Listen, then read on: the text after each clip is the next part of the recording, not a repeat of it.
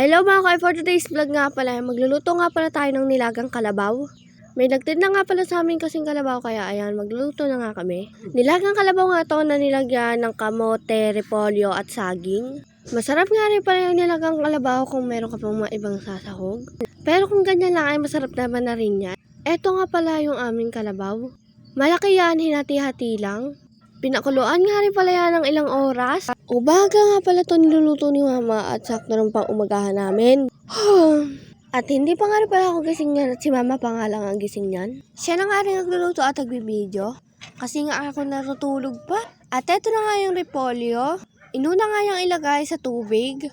Tapos isunod na nga itong kalabaw, kamote at saging. Hindi nga lang na i-video na nilagay yan kasi nga ay busy. Mahirap rin talaga yung nagluluto ka tapos nagbibideo ka pa. At luto na nga rin pala ang aming kahanin kaya ayan, kumuha natin na yun naman umuusok pa. Kumuha na nga pala ang aking sasay kasi nga ipapasok nga siya sa kantin. At syempre ang sabaw ay pagkadami-dami kasi nga ay masarap rin talaga. At yun naman kami for today's video.